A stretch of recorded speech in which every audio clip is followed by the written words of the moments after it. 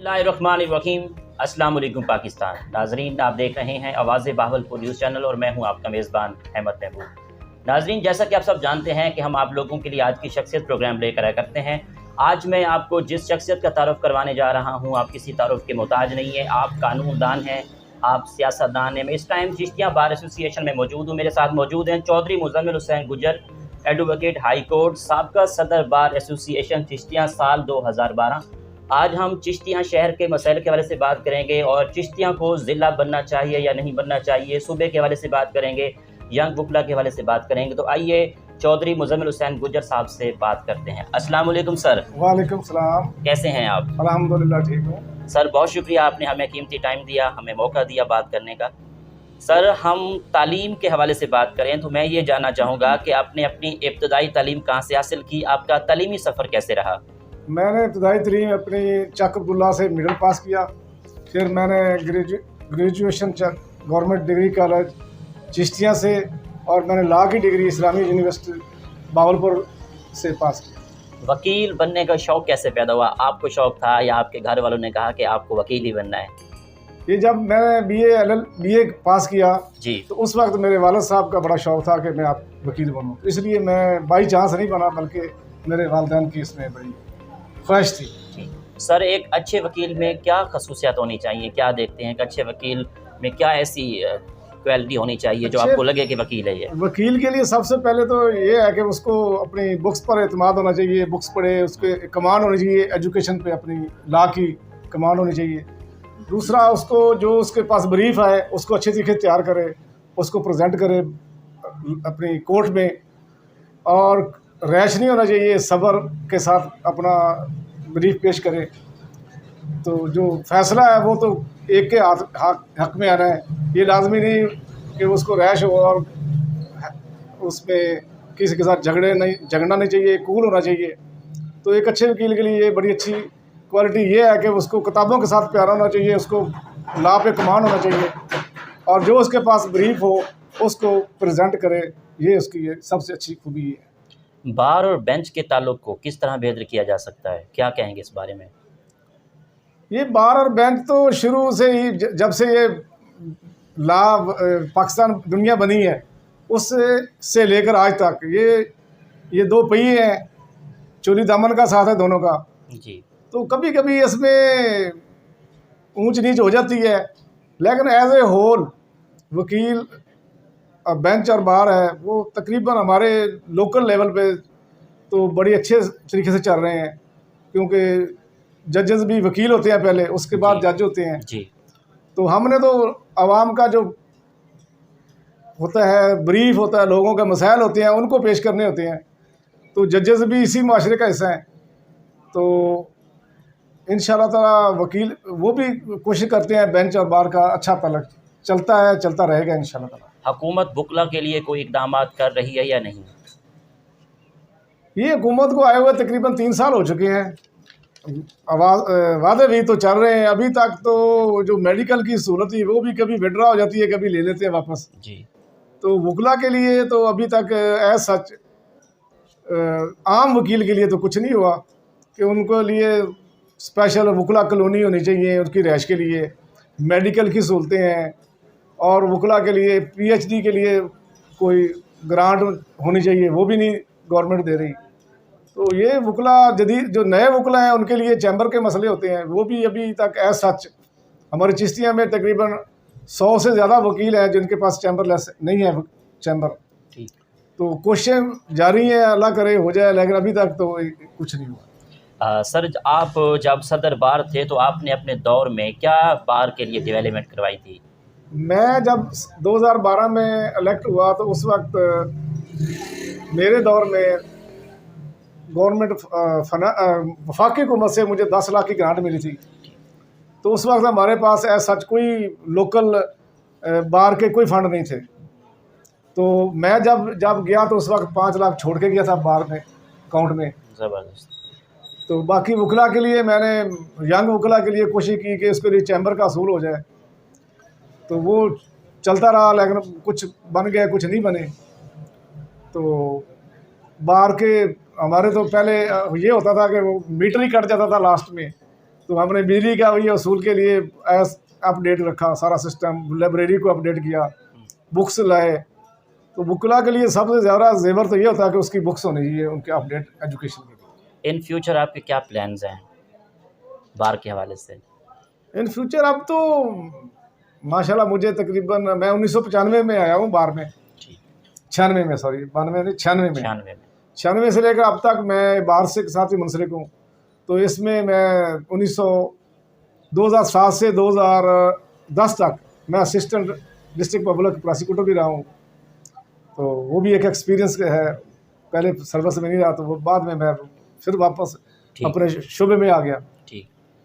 तो मुस्तकबिल में अब तो बस इसी के साथ है, जब तक ज़िंदगी है ये वकीलों के साथ ही रहना है, ये वकालत ही करनी है, और तो हमारा शोबा कोई नहीं है। वकला के क्या मसाइल हैं? वकला के लिए नए, खसूसी तौर पर नए वकला हैं, उनके लिए तो मसाइल ये है, जैसे वो डॉक्टरों के लिए इंटर्नशिप होती है, वो भी गवर्नमेंट को चाहिए कि यंग वकला के लिए कम अज़ कम 30,000 कम अज़ कम या 50,000 देना चाहिए उनको साल, 1 साल के लिए या 2 साल के लिए। उसके बाद उनके लिए चैम्बर का असूल के लिए उनको ये ना मसला बने, उनको लिए गवर्नमेंट को बड़े लो मिनिमम प्राइस पे उनको देना चाहिए चैम्बर के असूल के लिए लोन, जिस पे कोई इंटरेस्ट रेट ना हो, ताकि वो अपना चैम्बर बना सकें। इसी तरह लाइब्रेरी सेटल कर सकें अपनी। तो ये मसाइल हैं वकला, जंग वकला के लिए। जो सीनियर हो जाता है उसके मसाइल ऑटोमेटिक वो रिजॉल्व हो जाते हैं, क्योंकि with the passage of time उसका एक्सपीरियंस हो जाता है, उसको ब्रीफ आना शुरू हो जाता है, उसकी पेइंग कैपेसिटी बढ़ जाती है, उसको पास क्लाइंटें शुरू हो जाती है। जो नया वकील होता है उसके पास ना तो चैम्बर होता है, ना उसके पास कोई क्लाइंट होता है, वो इस वक्त उसको लिए हौसला अफजाई करिए, गवर्नमेंट को कम से कम ये इनिशिएटिव लेना चाहिए, ये जो कि नहीं होगा। ठीक। अगर चिश्तियाँ के हवाले से बात करें तो चिश्तियाँ को ज़िला बनना चाहिए या नहीं, इस बारे में आपकी क्या राय है? बिल्कुल चिश्तियाँ को ज़िला बिल्कुल बनना चाहिए, इसलिए कि चिश्तियाँ का डारावाला इधर से मज़ाफ़ात में है, 20 किलोमीटर फासले पे है, तो बहावल नगर हमें 50 किलोमीटर दूर पड़ता है जी। तो इस चिश्तिया के साथ हमारा डारा फोटाबास को मिला दिया जाए, ये तकरीबन 4 इसको अपग्रेड करके तहसील बना दिया जाए डारावाला को, और फोटाबास को 3 तहसीलें बन जाती हैं। ये हमारा सबसे बड़ा ज़िला है, 5 तहसीलें ऑलरेडी। तो बिल्कुल इसको बढ़ना चाहिए, इससे लोगों को बड़े मसाइल हल होंगे, ज़िले के मसाइल अच्छे उसकी डेवलपमेंट होगी। यहाँ पर DC ऑफिस होगा, यहाँ पर डिस्ट्रिक्ट सेशन जज का हाउस होगा, यहाँ पर नई जेल बनेगी, तलीमी इदारे बनेंगे, तो लोगों को रोज़गार भी मिलेगा और लोगों के मसाइल भी हल होंगे। आने वाले दौर में आप सियासत में हिस्सा लेंगे? मेरा बेसिकली तो मुस्लिम लीग काफ से तल्लक है, लायन विंग का भी मैं उहदेदार भी रहा हूँ, अब भी मैं उसका कारकुन हूँ। तो मुश्किल करीब में तो अगर कोई चांस मिले को अच्छी सीट का, जैसे हमारी पार्टी के है, तो फिर तो बिल्कुल, अदरवाइज आज़ाद ख्याल से या और पार्टी में तो बिल्कुल नहीं जाऊँगा। ये हमारा शुरू से चोरी दमन का साथ है काफ लीग के साथ, ये इक़्तिदार में हो या ना हो, हम उसके कारकुन हैं और कारकुन रहेंगे। मौजूदा सियासी सूरत हाल पर आपका क्या तबसरा है? मौजूदा सूरत हाल बस वो अभी तो खान साहब तब्दीली सरकार का नारा लेके आए हैं, वो 3 साल हो गए, अल्लाह करे कोई डेवलपमेंट हो जाए। वो 1 करोड़ मकान बनने थे और 50 लाख नौकरियां देनी थी, अभी तो वो फाइलों में वर्क चल रहा है, अभी तो देखने में तो कुछ नहीं हो रहा। हमारे चिश्तिया में ख़ास तौर पर इधर से वो, क्योंकि काफ लीग नून लीग जीती है, तो इधर वैसे दूसरे लफ्ज़ों में कह सकते हैं कि वो अपोजिशन में है। तो लेकिन अवाम का तो कोई नुकसान नहीं है ना, किसी का मसला अवाम के लिए तो हुकूमत है ना। तो अल्लाह करे इधर के डेवलपमेंट, सड़कें टूटी पड़ी हैं, आपने भी देखी होगी। तो चिश्तिया में बड़ी मेगा प्रोजेक्ट की ज़रूरत है, ताकि सीवरेज का काम हो जाए, गैस का काम हो जाए, और ये सड़कें हैं, जो इंफ्रास्ट्रक्चर है, ये बिल्कुल तबाह हाल का शिकार है। तो कामों की बड़ी ज़रूरत है। जी सर, पंजाब बार कौंसिल वकला के लिए क्या किरदार अदा कर रही है? पंजाब बार कौंसिल ज़ाहिर है हमारा बड़ा अदारा है, वकला को लाइसेंस इशू करती है, तो उसकी तो कोशिश, क्योंकि उसके पास इतने फंड तो नहीं होते, इसलिए हमें वो, मैं तो खुद सियासत में हूँ, हमें तो बड़ा पता है। तो वो अपने तय कोशिश तो बड़ी कर दी है कि वकला के लिए, यंग वकला के लिए, आने वाले वकला के लिए उनके मसाइल हल करें। लेकिन फिर वही बात आ जाती है, गवर्नमेंट का जब तक इस पे दस्त शफ़क़त नहीं होगा तो वो इंडिपेंडेंटली अनफरादी तौर पर वो कुछ नहीं कर सकते, क्योंकि बगैर फंड के, बगैर कोई पैसे के कोई काम नहीं होता। तो अपने थे वो नए वकला के लिए अब वो उन्होंने स्कीमें शुरू की हैं, जैसे वो आप वेलफेयर की, तो वो अभी शुरू हुई है, वो इस साल वो उसकी चलेगी। तो ये एक इनिशिएटिव है, एजुकेशन के लिहाज से भी वो तलीमी नए वकला के लिए वो देते हैं, पहले नहीं होते थे, हालांकि वो बुक्स वगैरह देते हैं। तो अगर गवर्नमेंट इनको ग्रांट दे तो मज़ीद इसके लिए बेहतरी हो सकती है। अदब के हवाले से बात करें तो आपको अदब से कितना लगाव है? किताबें पढ़ते हैं आप? फेवरेट राइटर कौन है आपके?